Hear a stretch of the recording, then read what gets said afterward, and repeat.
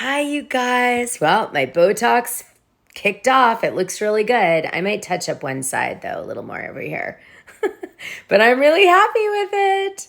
And what else can I tell you? Oh, I only have 6 more pounds to go. That's how much weight I've lost. I think I've lost, I want to say 10 pounds in 3 weeks. But I worked really hard. Okay, so that's my update. Be proud of me because I'm really trying. I'm Princess Wilk on Peloton. A few of you guys high-fived me in there. Thank you. I needed it. Tonight we're doing a recap on Real Housewives of Beverly Hills. The episode numbers in the thumbnail. And then I'm going to be doing a gossip dump in the beginning like I always do with gossip that generally people don't do, I think, or at least in my way. All right, let's get started. Like, subscribe, and hit the notification button, please. And, I'm trying to grow the channel so I could start doing some other topics on here like I do in the Patreon, which I think everyone will enjoy down the line. But I got to get the channel bigger before I move to that. That's like a big leap. Well, you're not going to believe who got a spin-off show on Bravo. Denise Richards. And here we're thinking that they didn't really want her back and they weren't that interested in her after she was such a pain in the ass on the Real Housewives of Beverly Hills, because she was. But it looks like secretly they had this in the works where we're going to follow Denise Richards and her crazy family. And Charlie Sheen has a new show too. Okay, so it's a fictional TV show that really mirrors his true life and scandals that is pretending to be a reality show. That's Charlie Sheen's new show, and now we have this for Denise Richards, and she has a lot of the Real Housewives of Beverly Hills cast members in it, making cameos. And so now they both sort of have reality shows, so the paychecks are going to start coming in. Hi, guys. Boy, Lisa Rinna's going to be pissed. Someone wants to see my boobies. I'm like, thank you. I'm trying to just balance everything. I'm an actress. Like we're having a love scene here. That wasn't in the storyboard that you sent. Oh, I just wrote it. Wife. You're beautiful, honey. The Hollywood thing. You're a liar, Camille. I'm so happy for you. 3, 2, 1. Wider. Kathy's just making the rounds on reality TV now. Hey there, lady. And I'm a mom. I don't like bright colors. Yes, I do. Look at my nails. Yeah, I don't. I'm a cool mom. Are we all cuckoo birds? Being a parent in the public eye and in Hollywood is really hard, especially when your mom and dad are Denise Richards and Charlie Sheen. I guess you have a f***ed up mom and a f***ed up dad and I've got f***ed up kids now. I'm kidding. I'm trying to just keep the family together, and these girls make it so hard. I wouldn't speak to you like this if you were such a bitch, dude. Don't call her dude. She's your sister. That's funny. People think it gets so much easier when they're older. It gets harder. And there is no damn ass fucking handbook for it. That's for sure. Why does she sound like she's always smoking a pack of cigarettes? Kind of funny that Lisa Rinna dropped a podcast this week where she said that Real Housewives of Beverly Hills was like Titanic and it was sinking, and she was like, I have no doubt they're bringing Lisa Vanderpump back. And then she was talking about herself in Fashion Week. She is walking in some great couture shows with very strange hair, but that, I guess, is her thing. But, she's, you can just tell, has a lot of unfinished business with Andy Cohen and Bravo. And I have a feeling this is going to upset her, but it is what it is. I guess Real Housewives of Beverly Hills isn't sinking that much. More is happening off the show than on the show, really, to be fair. Wow. It's like a thing. I will shake for the rest of my life if this thing gets out of my body. Oh boy, Brandi. Oh boy. So many of you guys asked what's wrong with Brandi Glanville, and I did a whole show about this in the Patreon, but now since, the season's almost over and she keeps coming out with the same types of weird videos, I wanted to say that this is what the people around Brandi Glanville think she has. Delusional parasitosis, also known as delusional infestation. It's a rare psychiatric disorder that causes people to falsely believe they are infected with parasites. Itching, biting, or crawling sensations on the skin marks, small objects on the body, or clothing that are believed to be proof of infestation, neurological symptoms like fatigue, pain, weakness, and brain fog, gastrointestinal symptoms, and it's brought on from abusing alcohol for long periods of time and also some drugs. Okay, so anyway. Now, Brandi Glanville is getting support from Terry Dubrow, who offered another possibility, which was, I guess, microbial organisms that might have caused like some sort of infection in her body through some of the plastic surgery she's gotten. And so he's been testing for that. But the people that I know that are in proximity to Brandi believe it's this. Okay, I'll leave it there. So as you guys know, I'm friends with some Girardi victims, and one of them had this interesting theory, which I wanted to share with you, only because the people in the Patreon know all about how, A-listers use intimidation for real, to make people be scared, etc., to go away. Chris Rock is one, for example. He used Anthony Pellicano. It's crazy stuff. Anyway, the whole story's in the Patreon if you want to look it up. But in the meantime, here's an example from an actual person who was screwed by Tom Girardi saying something that she thought was weird, and I wanted to share it with you. She said, so A$AP Rocky's fiance Rihanna had Erika Girardi be part of Savage Fenty's show in 2020, but dropped Erika's contract in July of 2021 because of all of Tom's scandals swirling around her. 3 months later, Rihanna's boo, A$AP Rocky, is accused of shooting his friend in the hand, which, by the way, we think now the bullets were planted, and he's probably going to go free now. Because I think he didn't do it, honestly, but whatever. Okay, A$AP Rocky's accused of shooting his friend in the hand. Erika's son happens to be one of the officers that responds to the 911 call and is now the first on the witness list. So I guess the theory is that Rihanna is being retaliated against by Erika Jayne Girardi and her connections to law enforcement, and the way they're doing it is through her man A$AP and getting him set up in this strange gun assault with this man who seems very questionable in his testimony. I've been watching the case pretty closely. Now, normally I'd be like, okay, this is just far-fetched. However, he bribed the California Bar Association. He used friends with the FBI to get Marco indicted and file a false American Express fraud claim over costumes that Erika Jayne Girardi wore. And Marco is still in civil litigation with her now over this because he's like, she ruined my life and she set me up. And she used her ties with Tom Girardi in law enforcement to do so.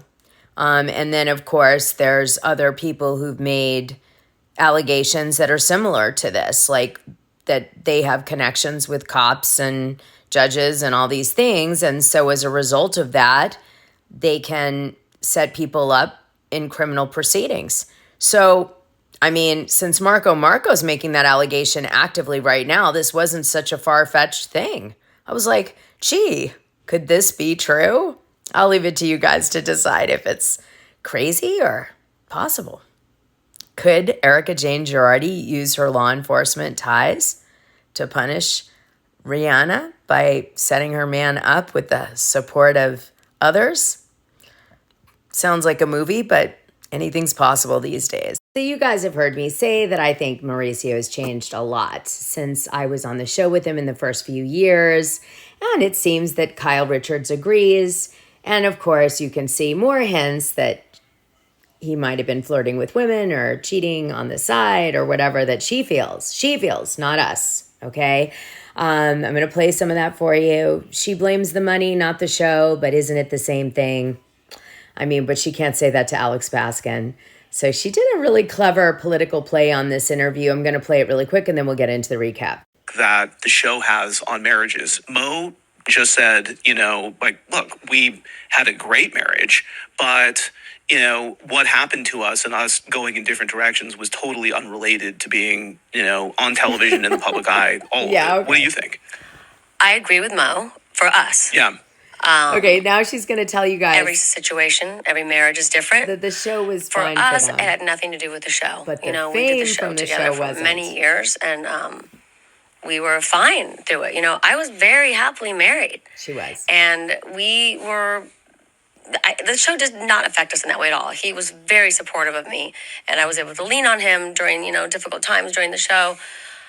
What I do think is that money and the attention that comes with fame and all that does affect keeps going, a marriage. Absolutely. Yeah, I mean, I think everything affects a marriage. And so I think, and those are big inputs. Once your life becomes bigger and more complicated, yes. I would imagine it would. Well, but I mean, so many say the reality show curse, but it definitely was not that.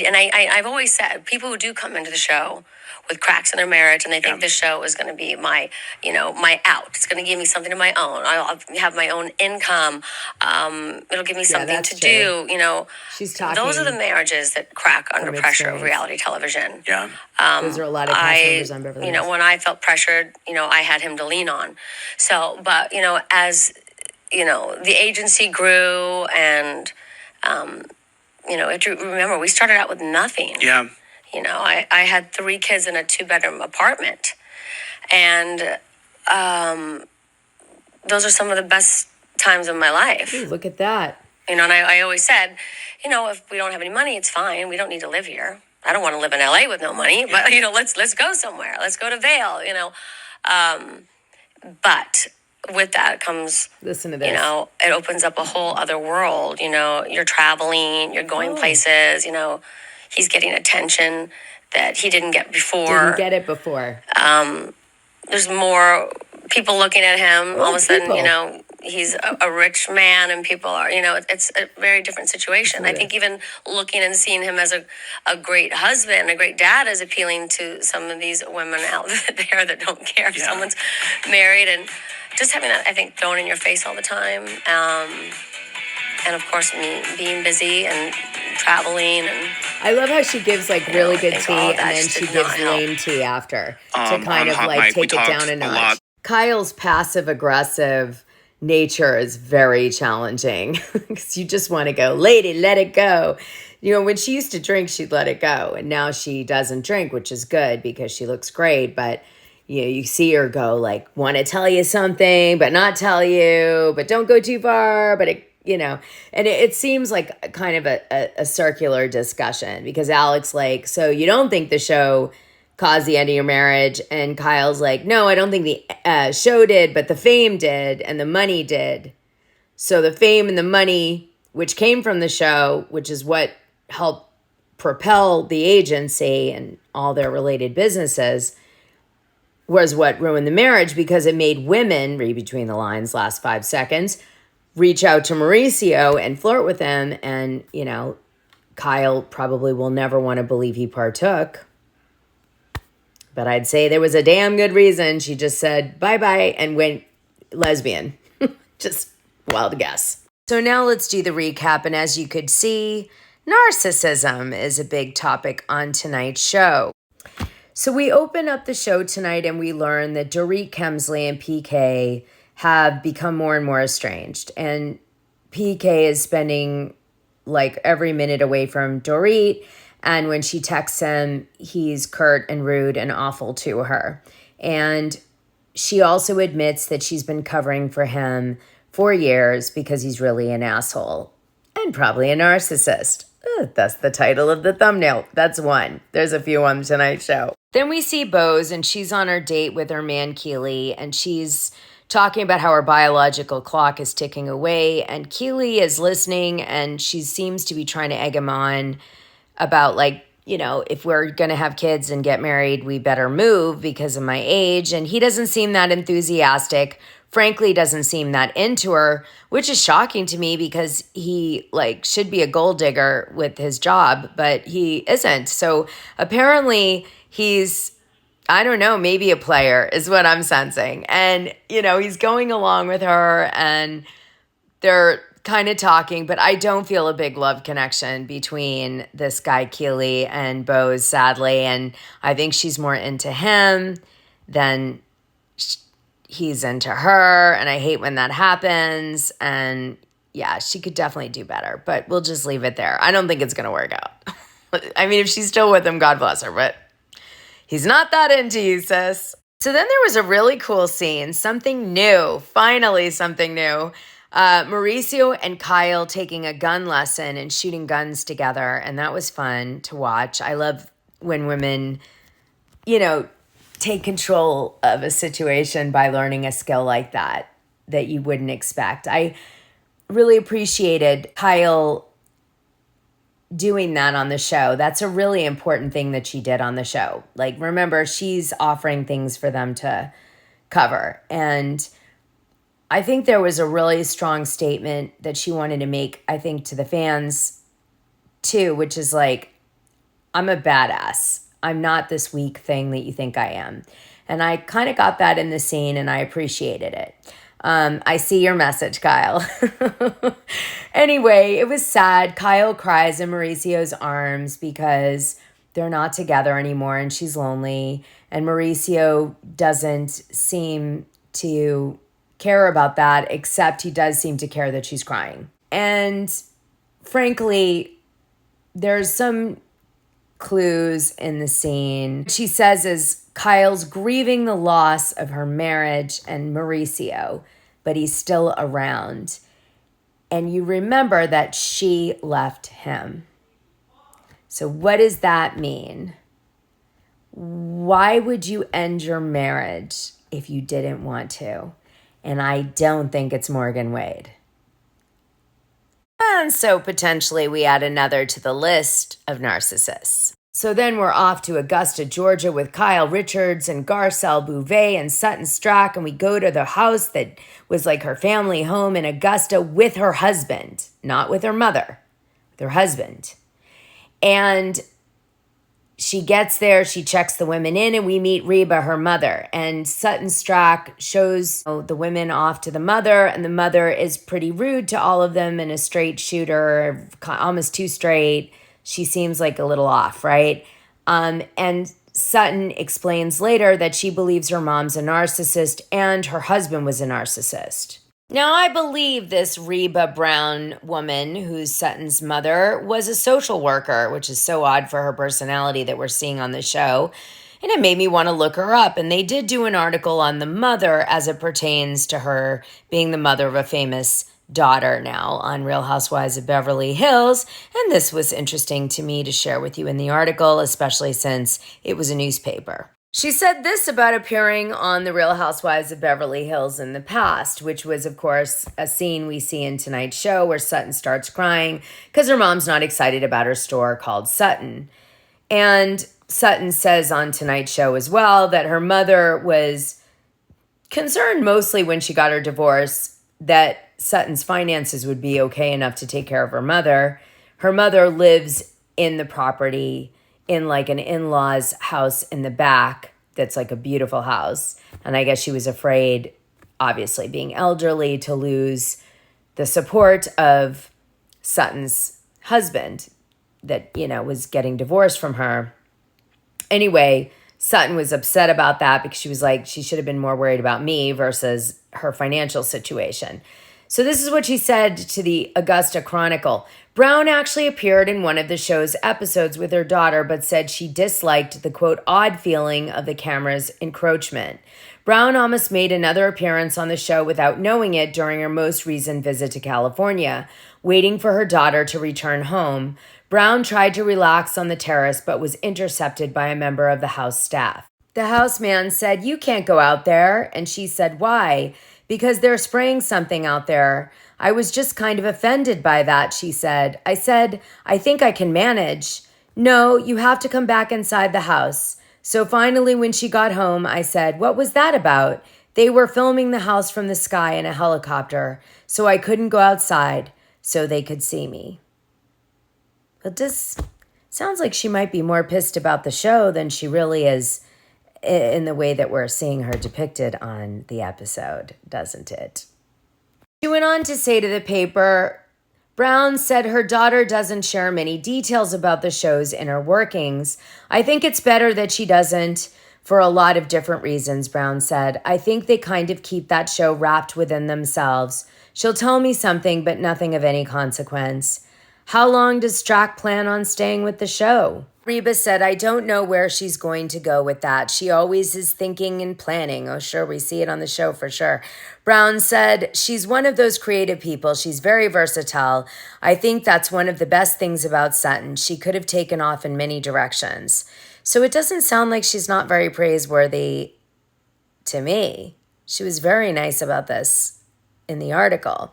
Now, something I will say is that the mom says in the article, Sutton is very busy and she has lots of things going on, so sometimes it's hard for her to communicate with her daughter. So, there's two sides to every story. So Bose, Dorit, Erika all go over to Kathy Hilton's house, and they sit down to have a dinner at her, on her patio. And we find out that Kathy Hilton is not willing to gossip about Kyle. And then we move on to Dorit. And Dorit announces that PK has been telling her that he wants her to take over all the bills in like 2 months for the house and the mortgage and everything. And, he's not going to be paying them anymore. And he wants her to know that when things happen, that she's going to have certain liabilities and he's not taking those liabilities on. And by the way, there's this money and that money that need to exchange hands. Bills, all sorts of stuff. And Dorit felt overwhelmed and like it was kind of a vicious attack. And Erika jumps in and she's like, he's trying to divorce you before the 10 years. And Dorit's like, oh, and they kind of make it like this is definitely what's happening. But this isn't what's happening.